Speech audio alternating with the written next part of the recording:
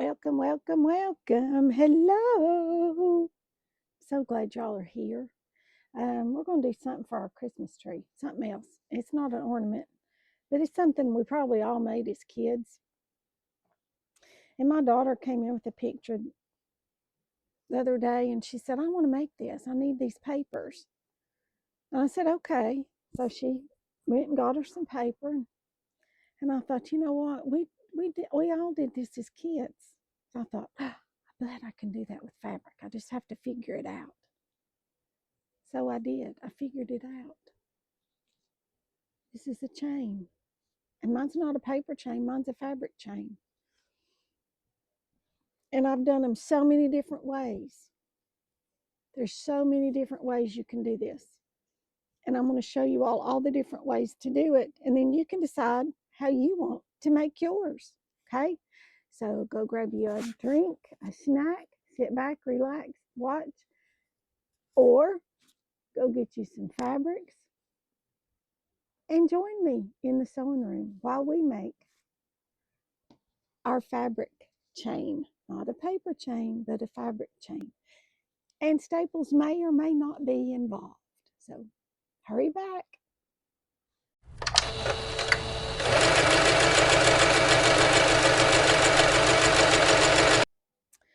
Okay, here's my chains.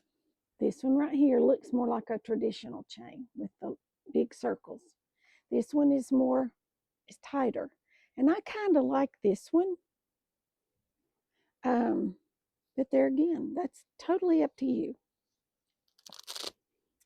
And here is one. It's absolutely a no sew at all, none.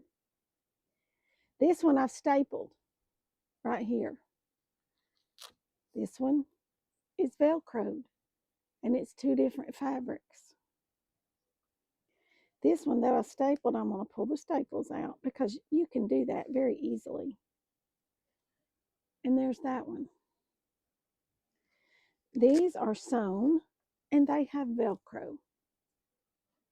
This one is sewn, and it has a staple. So you can do whatever your little heart desires. You can do a totally no-sew method. You can do an all-sew method, whatever you want. But this way you can take them apart, lay them flat to store them so they don't get all squished, and messed up throughout the year. Plus, they're a whole lot easier to store that way.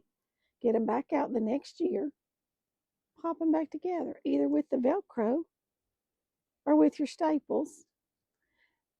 You can do buttons and buttonholes, but that's a lot of work. You can do buttons and a piece of elastic. And I thought about that later, after I already had my samples kind of put together. But you could put your little loop of elastic right in here and the button right here and just loop it over. Easy peasy, just like that. You can make them as large or as small as you want them to be, okay? These pieces I cut 10 inches by 2. These are 10 by 2. This makes a great big loop. See? Makes a great big loop. If you want them great big. But I decided I wanted mine to be smaller.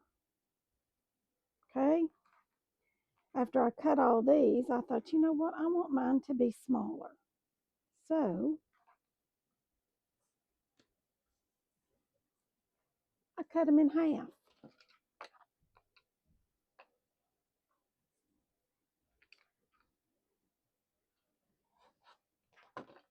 Right like that. Just whack them in two. All right, and I've already got a whole bunch of them over here cut.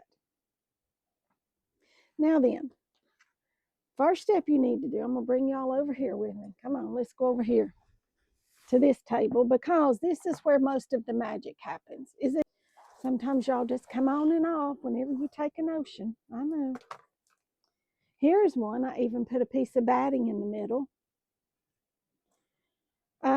If you want very narrow rings, well, let's just start. To start with, you need to cut your strips. Make them the size that you want. Mine are 2 inches by 5 inches. That's the size I like to work with. So I'm going to press it out flat. Then you just need some interfacing. And this is just medium weight interfacing, fusible interfacing. And you need to fuse this together. Okay, on every one of them, you need to fuse them together. Just fuse your interfacing on there. All right, here's the scissors.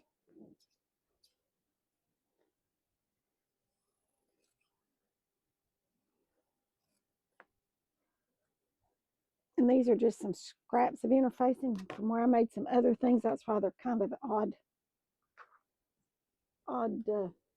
sizes, and they're not just cut to fit. Because I'm using my scraps up. Because, you know, we don't want to throw it away when it's still usable, right? No, we don't. No, we do not. All right.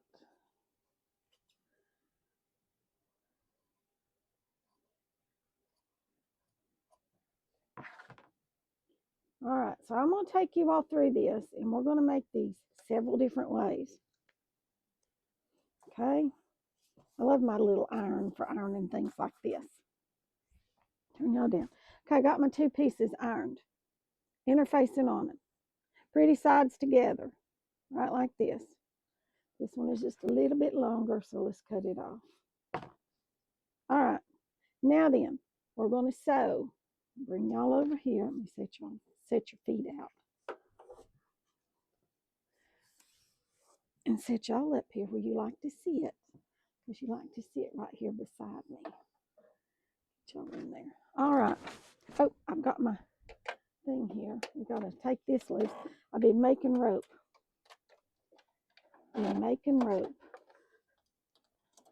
That's what you do if you want to stop in the middle of your rope. You just take it off. All right, we're going to set this down here, and we're going to sew one side, one long side right here, 1/4 inch seam.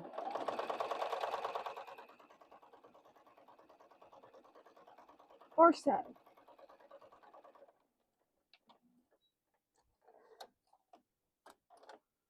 Okay.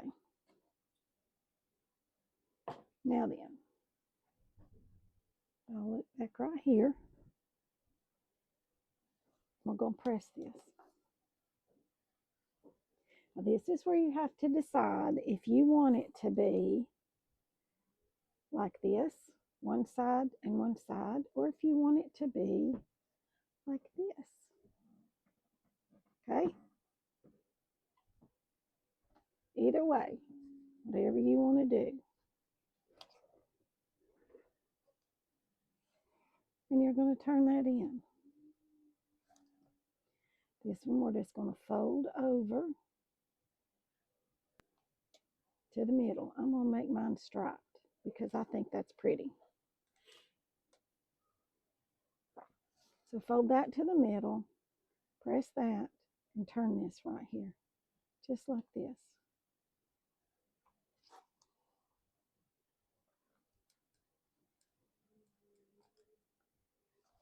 Now then, I need those quilt clapper pieces of wood, don't I, to hold that in place. All right, now then, what you can do if you want to, this is all, you know, turn this in like this on the ends. We should have done that first before we folded that, but I didn't. So you can go back and do that. You're going to turn this one in just like this. This gives you no raw edges and no hard turning and all that, okay? So here we go. Turn this down, turn that in, just like that.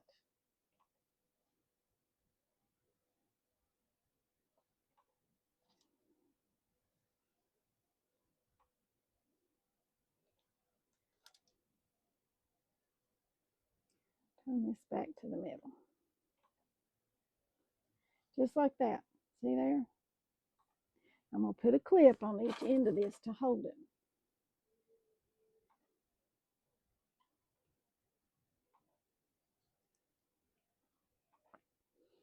And we're going to sew across the end, straight down the middle, and across the end. Okay?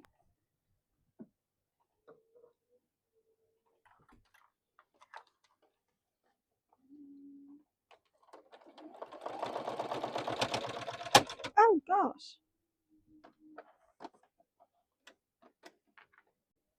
Okay, after much ado, I got this sewn straight down through here and across each end. I did have to clean my machine a little bit and do a little bit of needle changing and so forth and so on. But now you need to take you a piece of Velcro, and I like to go all the way across mine just because it seems to hold a little better, and you need both pieces, the hard and the soft side. Oops, didn't mean to knock y'all wonky. And you need to sew your Velcro on if you're sewing them on, okay? Does not matter, but you need to put one on one side on the end, just like this. Put it as close to the end as you can get it.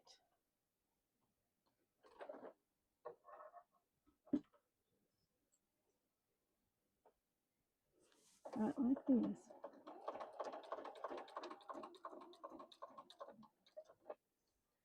Stop.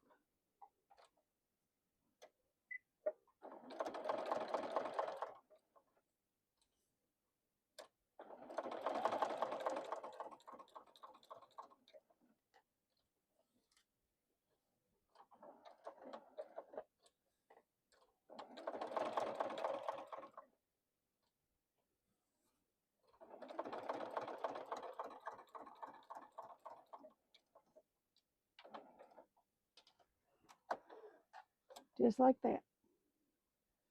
Got that one sewn on. Now you need to turn it over, and the other piece goes on the other side. This piece is a little bit long, so I'm going to cut that off.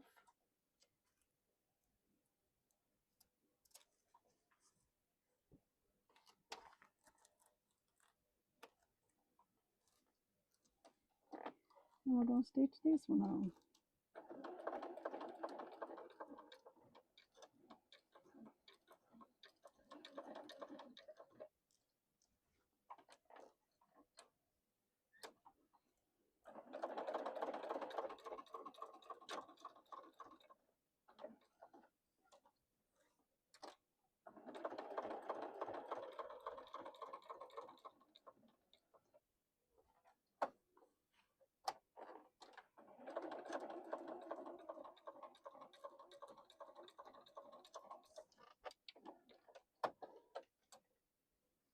And there you've got your first one made. And if you do this and do them all in a row, chain stitch them. Ha ha ha, yes, we're making a chain. And if you chain stitch them together, they will go very quickly. Okay? And then you simply turn it. And there's one piece of our chain. Okay? And like I said, you can do them. You can sew them. Or you can do them a no-sew way, which is the way I like to do it. No sew involved. But there's that one. To do the no-sew ones, we're going to do this right here. We're going to press it. Our two pieces. Doesn't matter which one you use. Okay. Then we're going to iron our interfacing on here just like we did a minute ago.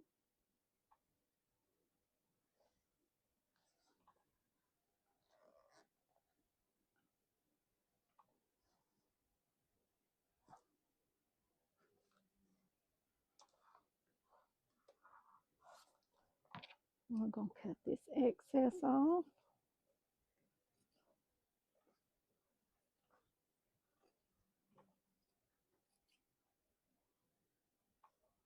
You do not have to do the Velcro. You can staple them, and it does hold, not as well, but it does hold.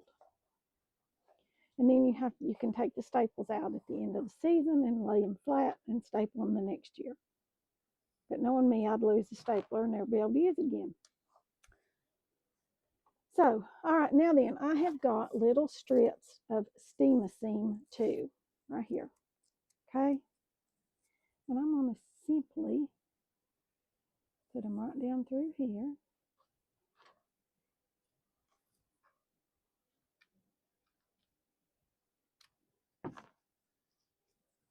Across the end. Well, let's go back down the other side.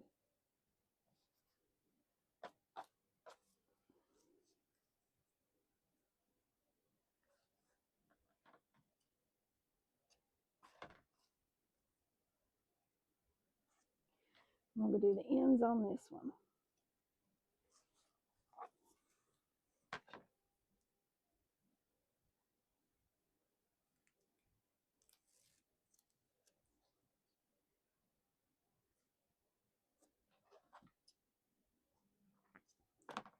I'm going to press it.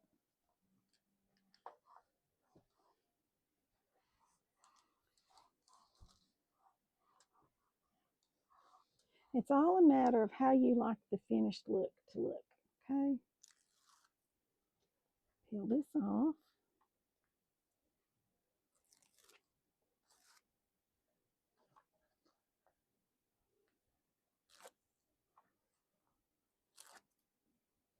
And put them wrong sides together. Just like this. And press it.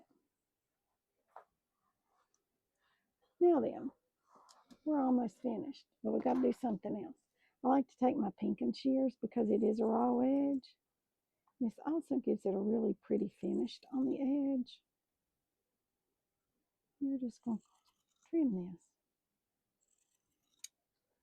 Okay? All the way around.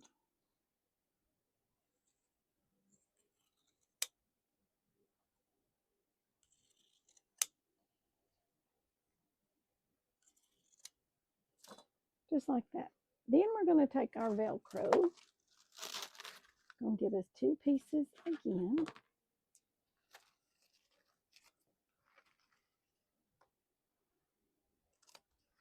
One.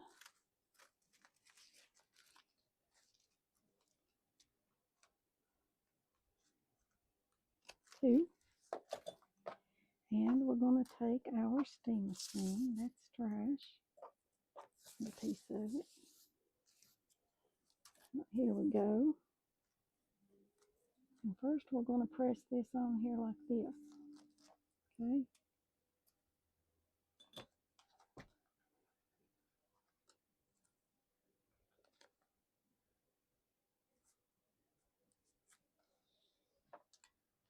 On the back side. Okay.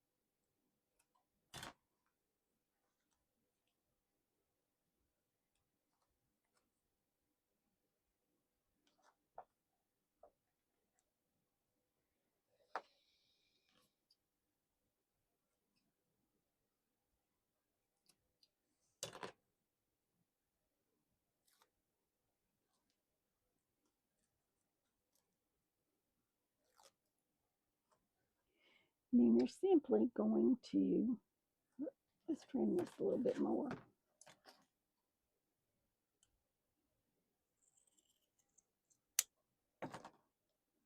Simply going to do this right here.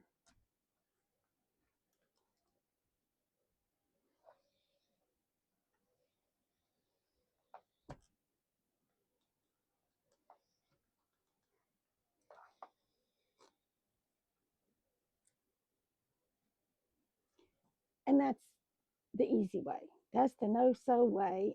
And that's the way I prefer because I like the little pinked edge on them. But if you want a finished edge, do it this way. If you want a pinked edge, do it this way. So, and make them as large or as small as you want them to be. See, here's all mine.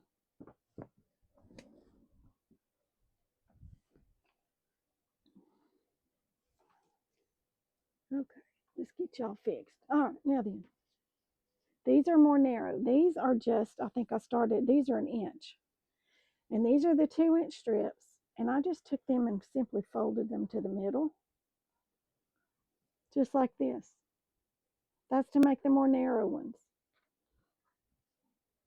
Same with this one. This one I actually put the really heavy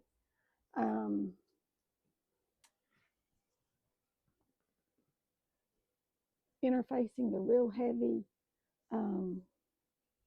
like stiffy stuff like you make with bags. I can't think of the name of it. Peltex, that's it. That's what I used in this one. It works fine. You have to sew the Velcro on it. You cannot use a stapler. You cannot do anything else.